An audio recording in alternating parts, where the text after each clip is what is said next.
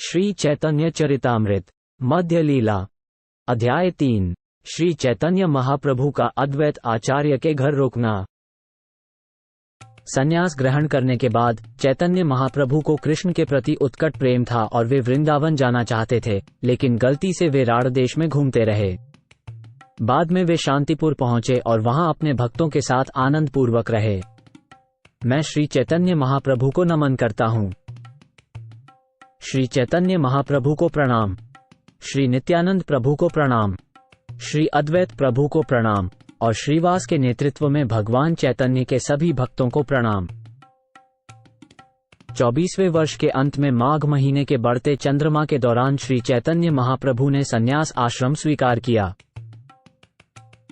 संन्यास धारण करने के बाद श्री चैतन्य महाप्रभु कृष्ण के प्रति प्रगाढ़ प्रेम के वशीभूत होकर वृंदावन के लिए निकल पड़े, किंतु भूलवश वे लगातार 3 दिनों तक समाधि में ही राढ़देश नामक क्षेत्र में भ्रमण करते रहे।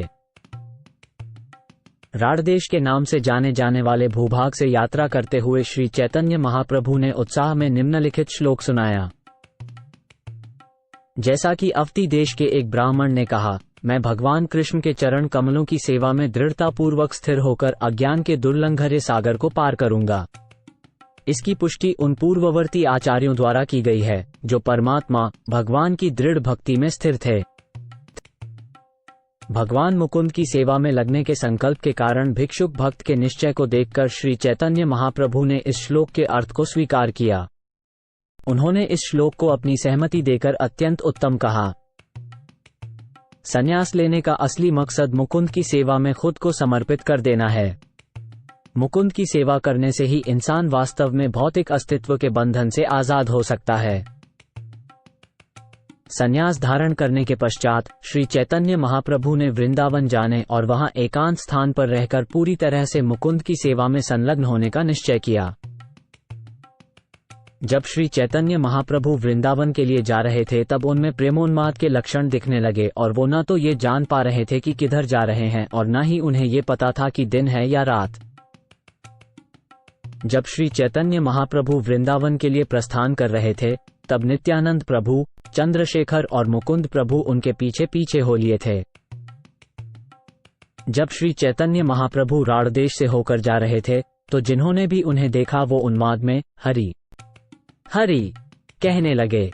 जैसे ही वो प्रभु के साथ इसका जाप करते हैं, सांसारिक जीवन का सारा दुख दर्द दूर हो जाता है। श्री चैतन्य महाप्रभु को मार्ग में चलते हुए देखकर सारे ग्वालबाल उनके साथ हो लिए और ऊंचे स्वर में हरि हरि चिल्लाने लगे। जब श्री चैतन्य महाप्रभु ने सभी ग्वालबालों को हरि हरि उच्चारण करते सुना तो वे अत्यधिक प्रसन्न हुए। वे उनके पास गए, उनके सिर पर हाथ रखा और उनसे बोले, इसी तरह कीर्तन करते रहो। इस प्रकार श्री चैतन्य महाप्रभु ने उन सभी को आशीर्वाद दिया और कहा कि वे सभी भाग्यशाली हैं। इस तरह उन्होंने उनकी प्रशंसा की और वो बहुत सफल महसूस कर रहे थे क्योंकि वे भगवान हरि का पवित्र नाम जप रहे थे। नित्यानंद प्रभु ने सारे बालकों को एकांत में बुलाकर एक तर्कपूर्ण कहानी सुनाई और उन्हें बताया, यदि श्री चैतन्य महाप्रभु तुमसे वृंदावन के रास्ते के बारे में पूछें तो उन्हें गंगा नदी के किनारे वाला रास्ता दिखा देना। जब श्री चैतन्य महाप्रभु ने ग्वालबालों से वृंदावन जाने का रास्ता पूछा तो उन्होंने गंगा नदी के किनारे वाले रास्ते को दिखाया। महाप्रभु उस रास्ते को देखकर भावुक हो गए और उसी रास्ते पर चल पड़े। जब प्रभु गंगा के किनारे किनारे चलने लगे, उसी समय श्री नित्यानंद प्रभु ने आचार्य रत्न चंद्रशेखर आचार्य से तुरंत अद्वैत आचार्य के घर जाने को कहा। श्री नित्यानंद गोस्वामी ने उनसे कहा, मैं श्री चैतन्य महाप्रभु को शांतिपुर के गंगा तट पर ले जाऊंगा और अद्वैत आचार्य को चाहिए कि एक नाव लेकर किनारे पर सावधानी से प्रतीक्षा करें। उसके बाद नित्यानंद प्रभु ने आगे कहा, मैं अद्वैत आचार्य के घर जाऊंगा और आप नवद्वीप जाकर माता शची तथा अन्य सभी भक्तों के साथ लौटना।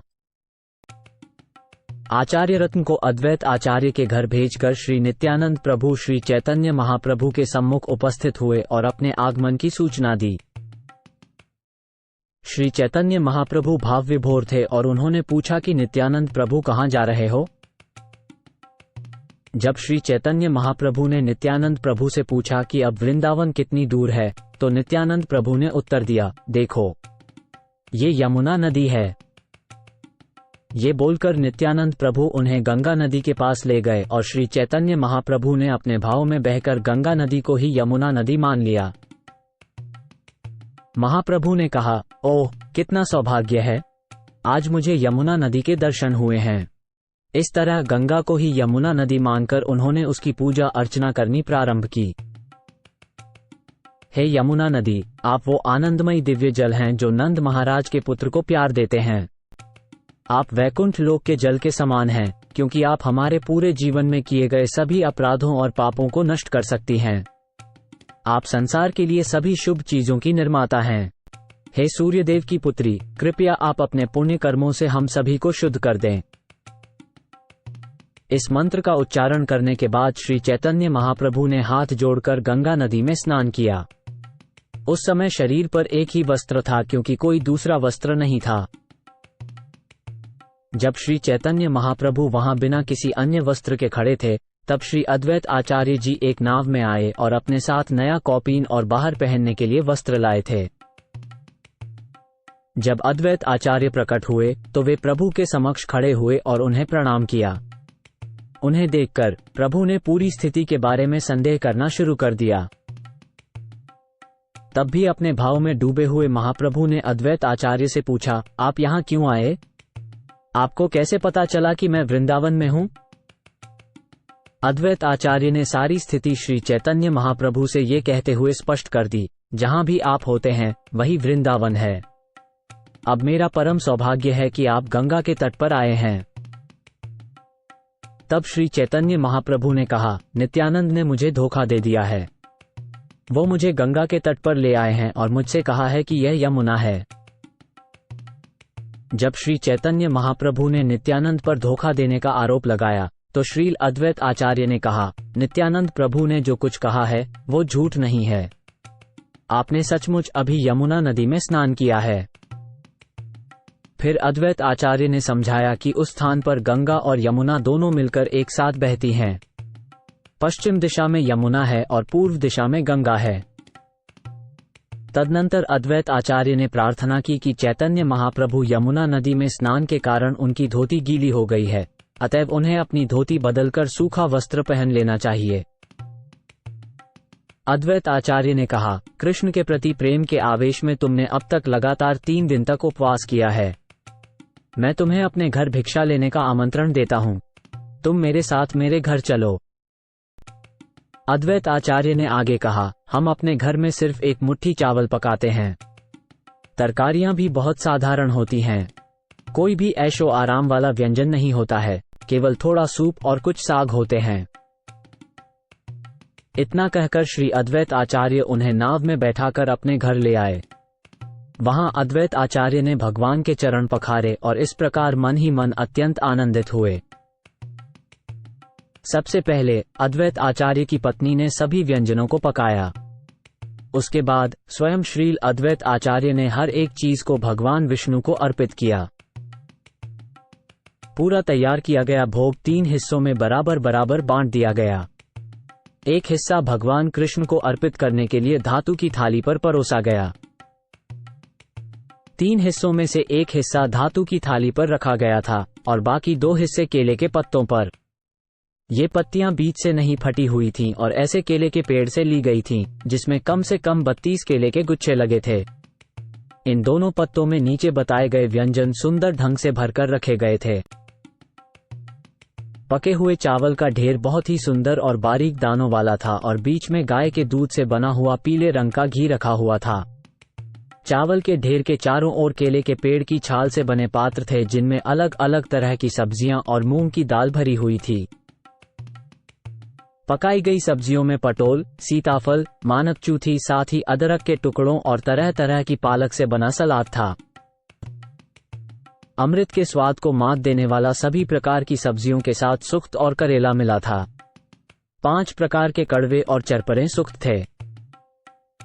विविध तरकारियों में नीम के ताजे कोमल पत्तों को बैगन के साथ तलकर बनाया गया था।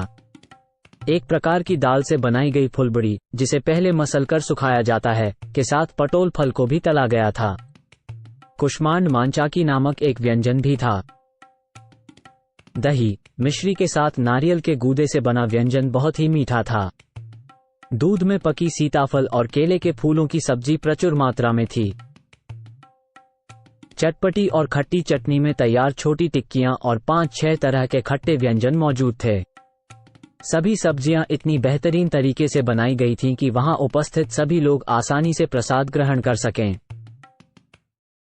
मूंग दाल के मुलायम बड़े, पके केले से बने मुलायम बड़े, उड़द दाल से बने मुलायम बड़े, तरह तरह की मिठाइयां, खीर पोली, चावल के बड़े खीर के साथ नारियल से बना पकवान और हर तरह के बड़े मौजूद थे।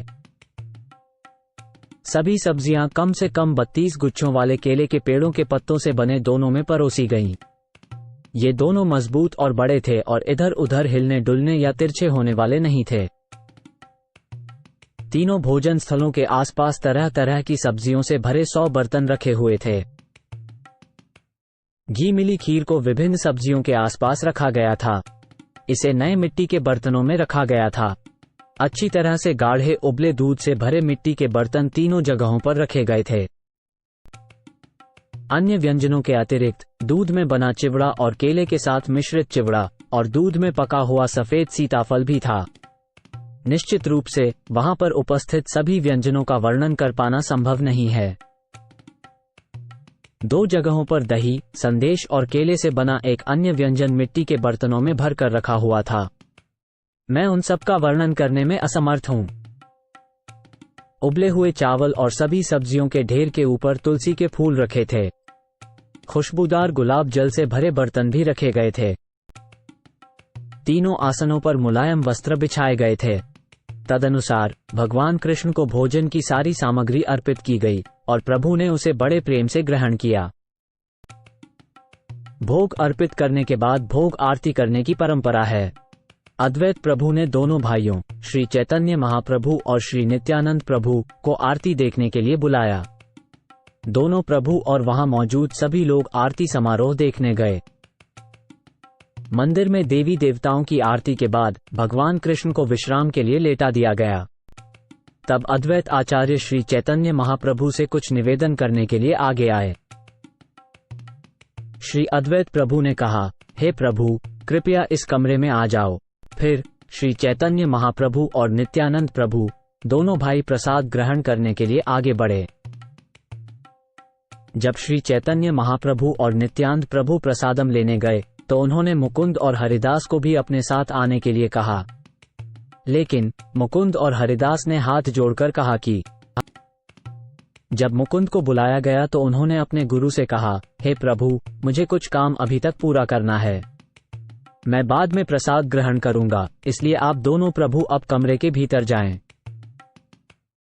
हरिदास ठाकुर ने कहा, मैं बड़ा पापी और नीच हूं। कुछ समय बाद बाहर इंतजार करते हुए मैं एक मुट्ठी प्रसाद खाऊंगा। अद्वैत आचार्य जी नित्यानंद प्रभु और चैतन्य महाप्रभु जी को अपने साथ कमरे के अंदर ले गए, जहां दोनों प्रभुओं ने प्रसाद का प्रबंध देखा। विशेषकर श्री चैतन्य महाप्रभु जी अत्यधिक प्रसन्न हुए। श्री चैतन्य महाप्रभु ने कृष्ण को अर्पित किए जाने वाले भोजन को पकाने की सभी विधियों को स्वीकार किया। वे इतने खुश थे कि उन्होंने कहा, मैं ईमानदारी से कहता हूं कि जो कोई भी कृष्ण को इतना बढ़िया भोजन अर्पित कर सकता है, मैं जन्म जन्मांतर उनके चरण कमलों को अपने सिर पर रखने के लिए तैयार हूं। जब श्री चैतन्य महाप्रभु ने कमरे में प्रवेश किया तो उन्होंने भोजन के 3 भाग देखे और वे समझ गए कि यह सब कृष्ण के लिए है, किंतु वे अद्वैत आचार्य के विचारों को समझ नहीं पाए। श्री चैतन्य महाप्रभु ने कहा, चलो इन तीनों जगहों पर बैठकर प्रसाद खाते हैं, किंतु अद्वैत आचार्य ने कहा, मैं ही प्रसाद बांटूंगा। श्री चैतन्य महाप्रभु ने समझा कि तीनों थालियां वितरण के लिए ही हैं, इसलिए उन्होंने ये कहते हुए और 2 केले के पत्ते मांगे, हमें थोड़ी तरकारी और चावल ही दें। अद्वैत आचार्य बोले, कृपया इन्हीं आसनों पर बैठो। उसने उनके हाथ पकड़कर उन्हें दोनों को बैठाया।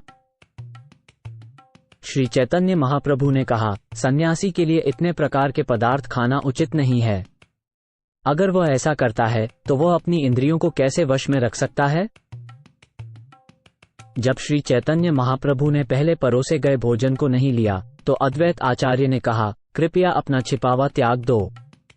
मैं जानता हूं कि तुम कौन हो और मैं तुम्हारे द्वारा संन्यास लेने के रहस्य को भी जानता हूं। अद्वैत आचार्य ने प्रार्थना की कि श्री चैतन्य महाप्रभु वाणी को छोड़कर भोजन करें। श्री चैतन्य महाप्रभु ने उत्तर दिया, मैं इतना भोजन नहीं कर सकता।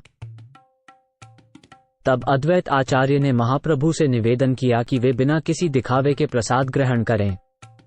यदि वे पूरा नहीं खा सकते तो जो बचा है उसे थाली में ही रहने दें।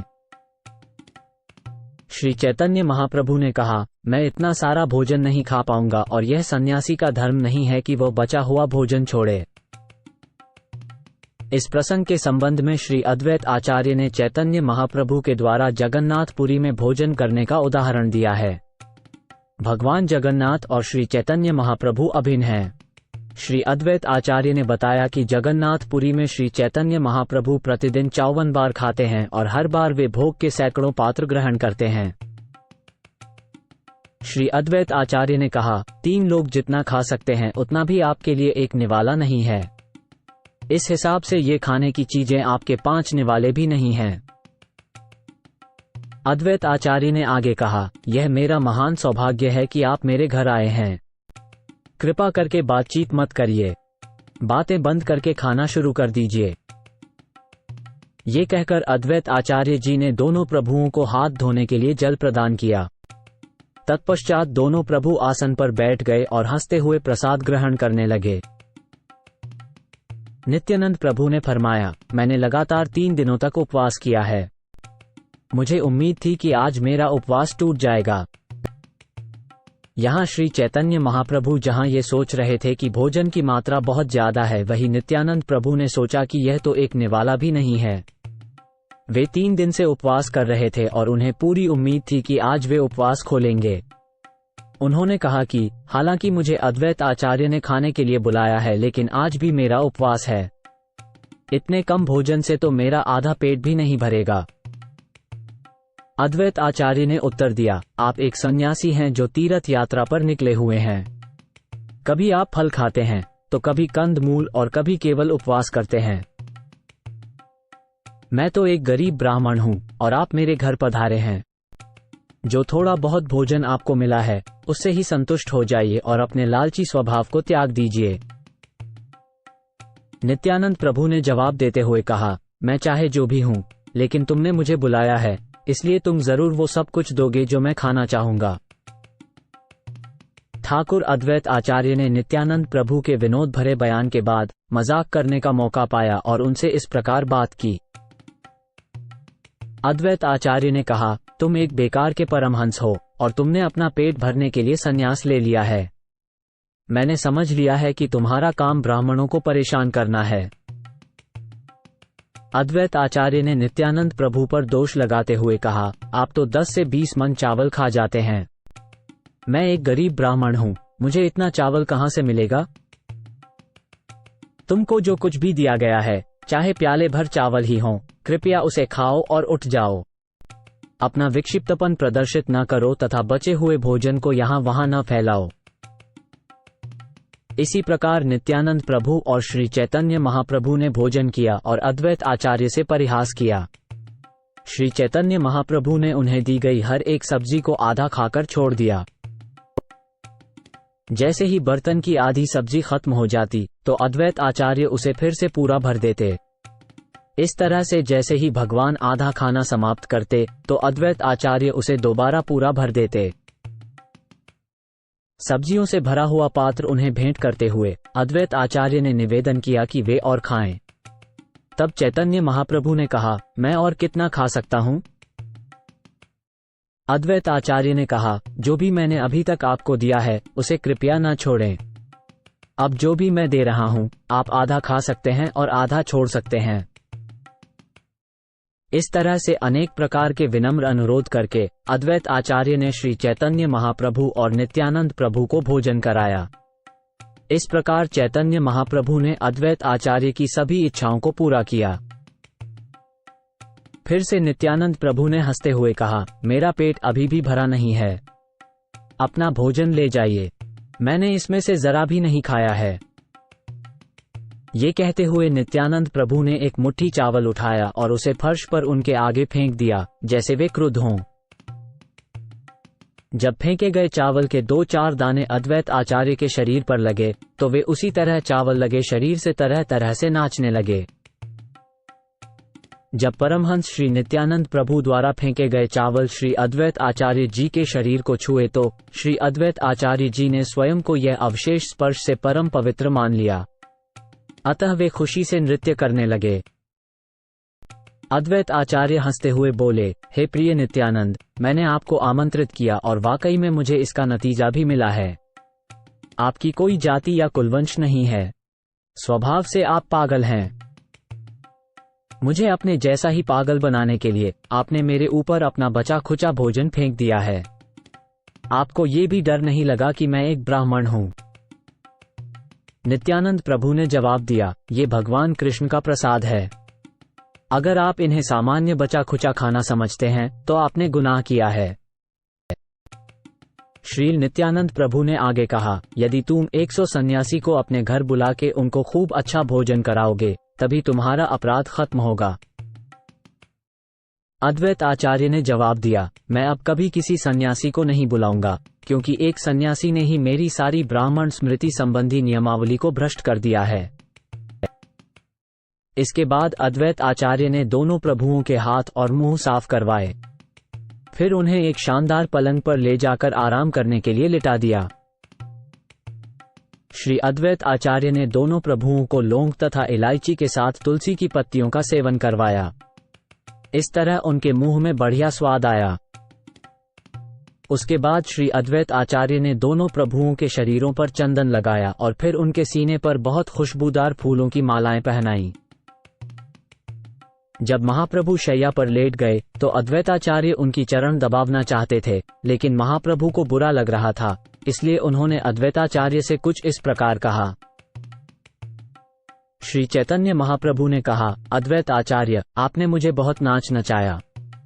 अब आप ऐसा करना छोड़ दीजिए। मुकुंद और हरिदास के साथ जाकर भोजन करें। इसके बाद अद्वैत आचार्य ने मुकुंद और हरिदास के साथ प्रसाद लिया और तीनों ने इच्छानुसार भरपूर भोजन किया। जब शांतिपुर वासियों ने सुना कि श्री चैतन्य महाप्रभु वहां ठहरे हुए हैं, तब तुरंत ही वे उनके चरण कमलों का दर्शन पाने के लिए आ गए। सभी लोग अत्यधिक खुश होकर जोर जोर से भगवान के पवित्र नाम हरि हरि का उच्चारण करने लगे। सच में वे भगवान का सौंदर्य देखकर आश्चर्यचकित हो गए थे। उन्होंने श्री चैतन्य महाप्रभु के बहुत ही निखरे हुए गोरे रंग के शरीर और उनकी तेज कांति देखी, जिसकी चमक सूर्य के तेज से भी अधिक थी। इन सब के अतिरिक्त उनके केसरिया वस्त्रों की सुंदरता थी, जो उनके शरीर पर चमक रही थी। लोग बहुत खुशी के साथ आते और जाते थे। इसकी कोई गिनती नहीं थी कि सूर्यास्त तक वहां कितने लोग इकट्ठे हुए थे। अद्वैत आचार्य ने जैसे ही शाम हुई सामूहिक कीर्तन शुरू किया। वो स्वयं भी नाचने लगे और महाप्रभु ने उनका नृत्य देखना शुरू किया। जब अद्वैत आचार्य ने नाच शुरू किया, तब नित्यानंद प्रभु उनके पीछे नाचने लगे। हरिदास ठाकुर भी बहुत खुश होकर उनके पीछे नाचने लगे। अद्वैत आचार्य ने कहा, मेरी प्यारी सहेलियों, मैं क्या कहूं? आज मुझे सबसे महान पालौकिक आनंद मिला है। बहुत दिनों के बाद भगवान कृष्ण मेरे घर आए हैं।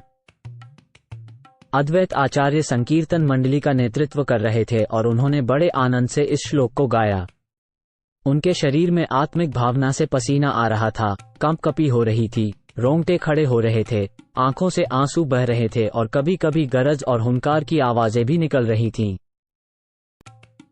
नाचते समय अद्वैत आचार्य कभी कभी घूमते हुए श्री चैतन्य महाप्रभु के चरण कमलों को पकड़ लेते। फिर अद्वैत आचार्य उनसे इस प्रकार बात करते। श्री अद्वैत आचार्य ने कहा, आपने मुझे बहला फुसलाकर कई दिन तक बचाया। अब आप मेरे घर आ गए हैं और मैं आपको बांध कर रखूंगा। इस तरह कहते हुए अद्वैत आचार्य ने उस रात संगीतमय प्रार्थना 3.5 घंटे तक आनंद पूर्वक की और हर समय नाचते रहे। जब अद्वैत आचार्य ने इस तरह नृत्य किया तो चैतन्य महाप्रभु ने कृष्ण के प्रति प्रेम के भावपूर्ण उल्लास को महसूस किया और उनके विरह से प्रेम की लहरें और ज्वालाएं और भी तेज हो गईं। भावोल्लास के कारण व्याकुल होकर श्री चैतन्य महाप्रभु अचानक जमीन पर गिर पड़े। ये देखकर अद्वैत आचार्य ने नृत्य करना बंद कर दिया। जब मुकुंद ने श्री चैतन्य महाप्रभु जी के भावोल्लास को देखा तो उन्होंने उनकी भाव दशा को समझते हुए कई पद गाए जो प्रभु जी के भावोल्लास को और भी बढ़ाते थे। श्री चैतन्य महाप्रभु के नृत्य को सहायता देने के उद्देश्य से अद्वैत आचार्य ने उनका शरीर उठाया, लेकिन मुकुंद द्वारा गाए गए पदों को सुनने के बाद महाप्रभु के शारीरिक लक्षणों के कारण उन्हें संभालना मुश्किल हो गया। उनकी आंखों से आंसू गिरने लगे और उनका सारा शरीर कांपने लगा। उन्हें सिहरन सी हो गई, उनका शरीर पसीने से भीग गया और उनकी आवाज रुक रुक कर आने लगी। कभी वे खड़े हो जाते और कभी गिर पड़ते, फिर कभी रोने लगते। मुकुंद गाते हुए बोले, हे प्रिय सखी, मेरे जीवन में क्या कुछ नहीं हुआ है? कृष्ण के प्रेमरूपी विष के प्रभाव से मेरा शरीर और मन दोनों ही बहुत अधिक पीड़ित हैं। मेरा मन दिन रात जलता है और मुझे तनिक भी आराम नहीं मिलता। ऐसे में अगर कृष्ण से मिलने के लिए कोई जगह होती जहां मैं जा सकता तो मैं तुरंत वहां चला जाता। इस दोहे को मुकुंद ने बड़ी सुरीली आवाज में गाया, लेकिन जैसे ही श्री चैतन्य महाप्रभु ने ये दोहा सुना, उनका हृदय टूट गया। निराशा, खिन्नता, हर्ष, चपलता, गर्व और दीनता जैसे दिव्य भावों के लक्षण प्रभु के हृदय में सैनिकों की तरह युद्ध करने लगे। विविध भाव लक्षणों के प्रहार से प्रभु श्री चैतन्य महाप्रभु का सारा शरीर कांपने लगा। परिणाम स्वरूप वे तुरंत ही जमीन पर गिर पड़े और उनकी सांसें रुक सी गईं। महाप्रभु की दशा देखकर सारे भक्त चिंतित हो उठे। तभी अचानक महाप्रभु उठ खड़े हुए और गर्जना करने लगे। महाप्रभु ने खड़े होकर कहा, बोलते रहो, बोलते रहो। इस तरह वो खुशी से झूमने लगे। उनकी आत्मविभोरता की तीव्र लहरों को कोई नहीं समझ सका। नित्यानंद प्रभु श्री चैतन्य महाप्रभु के साथ साथ चलने लगे, जिससे कि वे गिरे नहीं और अद्वैत आचार्य तथा हरिदास ठाकुर नाचते हुए उनके पीछे पीछे चलने लगे। इस तरह महाप्रभु कम से कम 3 घंटे तक नृत्य करते रहे। कभी कभी उनमें हर्ष, विषाद और अन्य भावों की अनेक लहरें स्पष्ट रूप से दिखाई देती थीं। प्रभु 3 दिनों से उपवास पर थे और उसके पश्चात उन्होंने प्रचुर मात्रा में भोजन किया। फलतः जब उन्होंने नृत्य किया और ऊंची छलांग लगाई तो वे कुछ थकान महसूस करने लगे। भगवत प्रेम में पूरी तरह से मग्न होने के कारण महाप्रभु अपनी थकान को नहीं समझ पा रहे थे, लेकिन नित्यानंद प्रभु ने उन्हें पकड़ लिया और उन्हें नाचने से रोक दिया। यद्यपि प्रभु थके हुए थे, किंतु नित्यानंद प्रभु ने उन्हें पकड़कर शांत किया। उस समय अद्वैत आचार्य ने कीर्तन बंद कर दिया और तरह तरह की सेवाएं करके प्रभु को विश्राम के लिए शयन करवाया।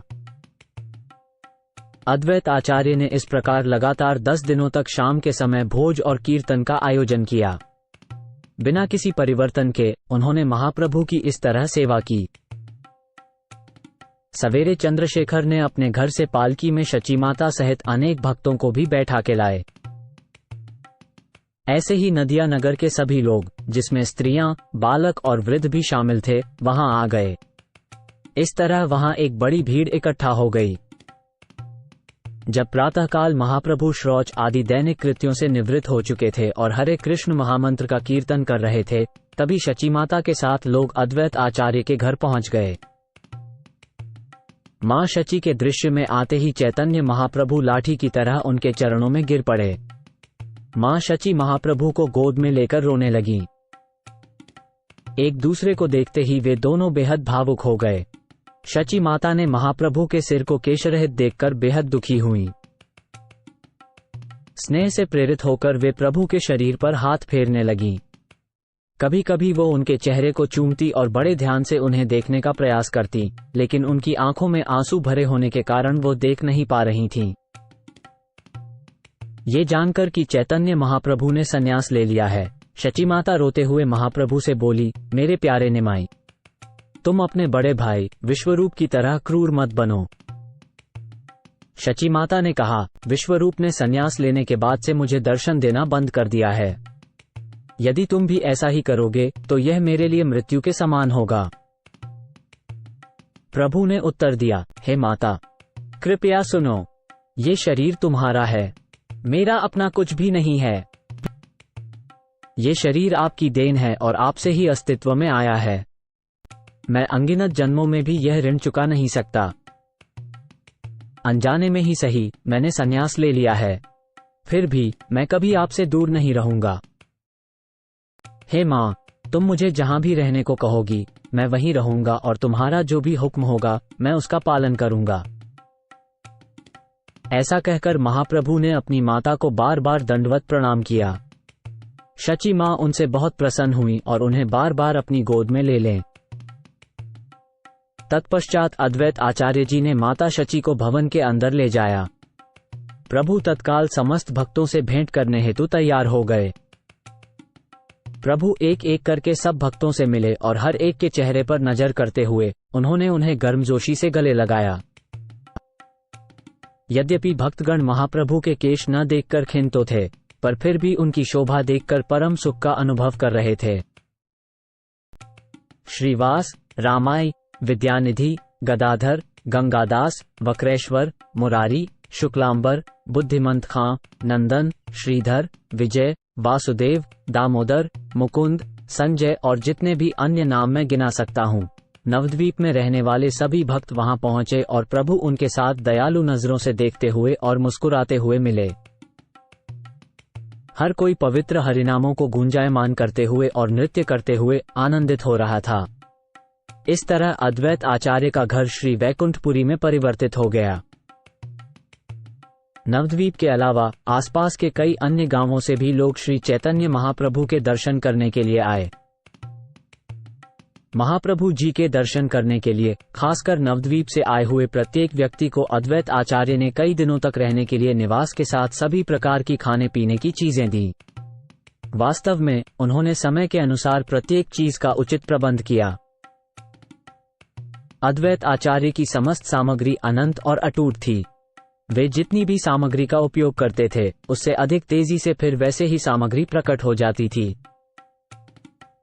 जिस दिन से शची माता अद्वैत आचार्य के घर आईं, उन्होंने भोजन बनाने का काम संभाल लिया और श्री चैतन्य महाप्रभु सभी भक्तों के साथ भोजन करते थे। दिन भर आने वाले लोगों ने श्री चैतन्य महाप्रभु के दर्शन किए और अद्वैत आचार्य के सौहार्दपूर्ण स्वभाव को देखा।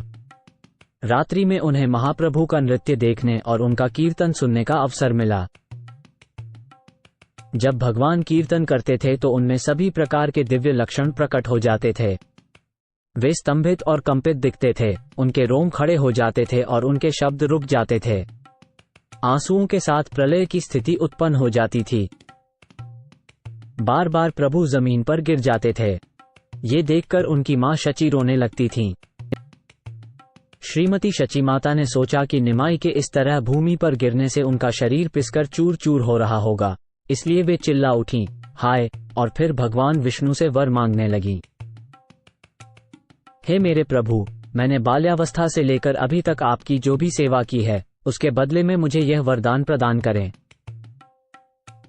जब निमाई भू पर अवतरित हो तब उसे पीड़ा का अनुभव न हो। जब मां सची श्री चैतन्य महाप्रभु के प्रति वात्सल्य प्रेम से अभिभूत हो गईं, तो वो हर्ष, भय और दीनता से भर उठीं और उनके शरीर में भाव लक्षण भी प्रकट हुए। चूंकि अद्वैत आचार्य भगवान चैतन्य महाप्रभु को भिक्षा और भोजन देते थे, इसलिए श्रीवास ठाकुर आदि अन्य भक्त भी उन्हें भिक्षा देने और भोजन के लिए आमंत्रित करने के इच्छुक थे। प्रभु के अन्य भक्तों द्वारा ऐसे प्रस्तावों को सुनकर शची मां ने भक्तों से पूछा, मुझे निमाई के दर्शन पाने के कितने मौके हाथ लगेंगे? शची माता ने कहा, आप तो निमाई अर्थात श्री चैतन्य महाप्रभु से अन्यत्र भी अनेक बार मिल सकते हो, लेकिन मेरे लिए उससे दोबारा मिलने की क्या संभावना है? मुझे तो घर पर रहना होगा। एक बार सन्यासी बनने के बाद कोई अपने घर वापस नहीं आता। श्री शची माता ने सभी भक्तों से प्रार्थना की, जब तक श्री चैतन्य महाप्रभु अद्वैत आचार्य के घर पर निवास करेंगे तब तक केवल उन्हीं को भोजन परोसा जाए। शची माता की यह प्रार्थना सुनकर वहां उपस्थित सभी भक्तों ने उन्हें प्रणाम करके कहा, हम सभी शची माता की इच्छा से सहमत हैं। जब श्री चैतन्य महाप्रभु ने अपनी माता की अत्यधिक उत्सुकता देखी तो वे कुछ विचलित हो गए। इसलिए उन्होंने वहां उपस्थित सभी भक्तों को एकत्र किया और उनसे बोले। श्री चैतन्य महाप्रभु ने उन सबको बताया, तुम लोगों की आज्ञा लिए बिना मैं वृंदावन जाना चाह रहा था, लेकिन कुछ बाधा उत्पन्न हुई और मुझे वापस आना पड़ा। हे मेरे मित्रों, यद्यपि मैंने एकाएक हाथों हाथ संन्यास स्वीकार कर लिया है, किंतु मैं जानता हूं कि तब भी मैं तुम लोगों से कभी विरक्त नहीं होऊंगा। मेरे प्यारे दोस्तों, जब तक मैं इस दुनिया में रहूंगा मैं तुम्हें कभी नहीं छोड़ूंगा। मैं अपनी मां को भी नहीं छोड़ूंगा। संन्यास लेने के पश्चात सन्यासी का यह उत्तरदायित्व नहीं रहता है कि वे अपने जन्मस्थान पर ही रहें और अपने परिवार के सदस्यों से घिरे रहें। इसलिए कुछ ऐसा उपाय करो जिससे मैं तुम्हें ना छोड़ूं और लोग मेरे संन्यास लेने के बाद भी रिश्तेदारों के साथ रहने को लेकर लांछन न लगा सकें। भगवान चैतन्य के वचन सुनकर अद्वैत आचार्य सहित सभी भक्तगण माता शची के पास पहुंचे। जब उन्होंने श्री चैतन्य महाप्रभु के कथन सुनाए तो पूरे विश्व की माता मां शची कहने लगीं। शची माता ने कहा, यदि निमाई श्री चैतन्य महाप्रभु यहाँ रहें तो यह मेरे लिए परम सुखद बात होगी, किंतु यदि कोई उनकी निंदा करता है तो यह मेरे लिए अत्यंत दुख बात होगी।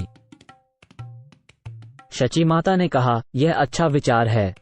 मेरे विचार से यदि निमाई जगन्नाथपुरी में रहे तो वो हम में से किसी को छोड़ेगा नहीं और उसी के साथ साथ वो सन्यासी के रूप में अलग भी रह सकता है। इस तरह दोनों उद्देश्य पूरे हो जाते हैं। चूंकि जगन्नाथपुरी और नवद्वीप में गहरा संबंध है, जैसे एक ही घर के दो कमरे हों, तो नवद्वीप के लोग अक्सर जगन्नाथपुरी जाते हैं और जगन्नाथपुरी के लोग नवद्वीप आते हैं। यह आना जाना चैतन्य महाप्रभु के समाचार मिलने में आसानी करेगा। इस तरह से मुझे उनके समाचार मिलते रहेंगे। तुम सारे भक्तजन वहां आ जा सकेंगे और कभी कभी वो भी गंगा में स्नान करने के लिए आ सकते हैं। मैं अपने सुख दुख की परवाह नहीं करती, केवल उसकी प्रसन्नता का ही ध्यान रखती हूँ।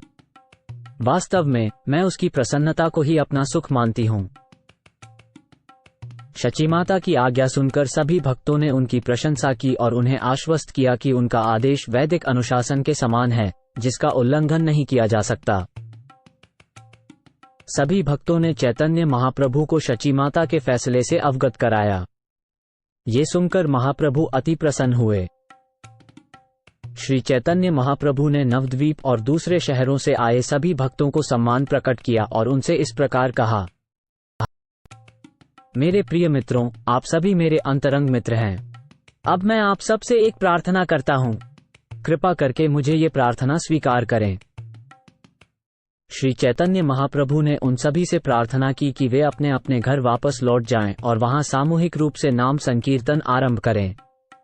उन्होंने ये भी प्रार्थना की कि वे कृष्ण की पूजा करें, उनके पवित्र नाम का जाप करें और उनकी पावन लीलाओं का वर्णन करें। भक्तों को इस प्रकार उपदेश देने के बाद श्री चैतन्य महाप्रभु ने जगन्नाथपुरी जाने की इच्छा व्यक्त की। उन्होंने उन्हें आश्वासन दिया कि बीच बीच में वो वहां आएंगे और उनसे मिलते रहेंगे। इस प्रकार श्री चैतन्य महाप्रभु ने भक्तों का आदर करते हुए और कोमलता से मुस्कुराते हुए सबको विदाई दी। सभी भक्तों से घर लौटने का अनुरोध करने के पश्चात महाप्रभु ने जगन्नाथपुरी की यात्रा करने का निश्चय किया। उस समय हरिदास ठाकुर रोने लगे और मार्मिक वचनों का उच्चारण करने लगे। हरिदास ठाकुर ने कहा, सभी जगह खुशियां और उत्सव मनाए जा रहे हैं। नीलांचल जगन्नाथपुरी की यात्रा पर निकलने के लिए सभी लोग आतुर हैं, लेकिन मैं तो वहां जाने में असमर्थ हूं। मेरी क्या गति होगी? चूंकि मैं सबसे निम्न कोटि का हूं, इसलिए मैं आपका दर्शन नहीं पा सकूंगा। मैं कैसे अपने पापमय जीवन को जीवित रखूं? महाप्रभु ने हरिदास ठाकुर से कहा, अपनी दीनता को संभालो। तुम्हारी दीनता देखकर मेरा मन बहुत विकल हो रहा है। श्री चैतन्य महाप्रभु ने हरिदास ठाकुर को वचन दिया कि वे भगवान जगन्नाथ के सामने प्रार्थना करेंगे और हरिदास को जगन्नाथपुरी ले जाएंगे। तत्पश्चात अद्वैत आचार्य ने श्री चैतन्य महाप्रभु से विनम्रतापूर्वक निवेदन किया कि उन पर यह कृपा करें कि 2-4 दिन और यहीं ठहरें। श्री चैतन्य महाप्रभु ने कभी भी अद्वैत आचार्य की प्रार्थना का उल्लंघन नहीं किया, इसलिए वे उनके घर पर रुक गए और उन्होंने तुरंत जगन्नाथपुरी के लिए प्रस्थान नहीं किया। श्री चैतन्य महाप्रभु के निर्णय से अद्वैत आचार्य, माता शचीदेवी और समस्त भक्त अति प्रसन्न हुए। अद्वैत आचार्य प्रतिदिन बड़े उत्सवों का आयोजन करते रहे। दिन में सभी भक्त कृष्ण कथाओं की चर्चा कर रहे थे और रात में अद्वैत आचार्य के घर सामूहिक कीर्तन महोत्सव मनाया गया। माता शची अत्यंत आनंद से भोजन बनाती थीं और श्री चैतन्य महाप्रभु भी भक्तों सहित बड़े चाव से प्रसाद ग्रहण करते थे। इस प्रकार अद्वैत आचार्य के सभी ऐश्वर्य, उनकी आस्था, भक्ति, घर, दौलत और सब कुछ श्री चैतन्य महाप्रभु की सेवा में सफलतापूर्वक उपयोग किए गए। शची माता के मुखारविंद से पुत्र श्री कृष्ण का वह पूर्ण चंद्रमा सदृश मुख देखकर तथा उन्हें भोजन कराकर निरंतर आनंद की वृद्धि होती रही और अंत में आनंद की पूर्णता प्राप्त हुई।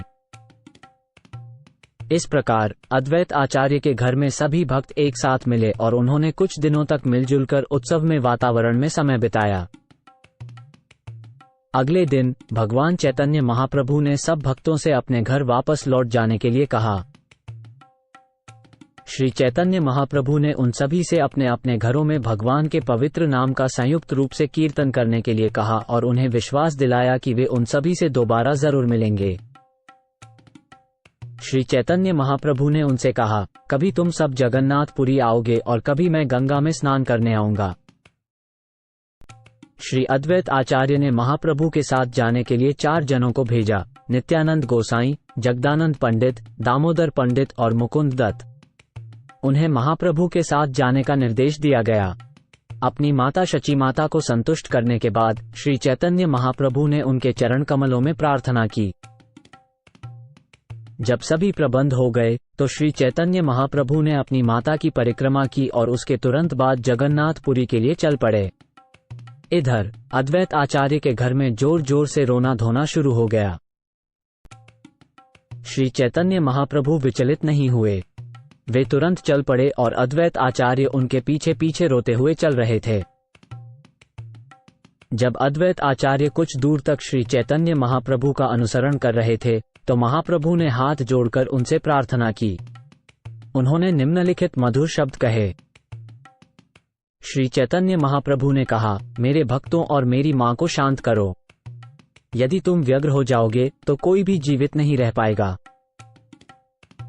ये सुनकर श्री चैतन्य महाप्रभु ने अद्वैत आचार्य जी से गले मिलकर उन्हें और आगे चलने से रोका। फिर निश्चिंत भाव से जगन्नाथपुरी की ओर प्रस्थान किया।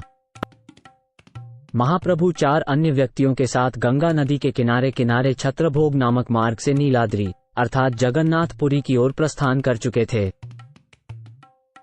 वृंदावन दास ठाकुर अपनी पुस्तक चैतन्य मंगल चैतन्य भागवत में भगवान के जगन्नाथपुरी के प्रस्थान का विस्तार से वर्णन किया है। अद्वैत आचार्य के घर में प्रभु के लीला कथा सुनने वाला शीघ्र ही कृष्ण प्रेम रूपी संपदा प्राप्त कर लेता है।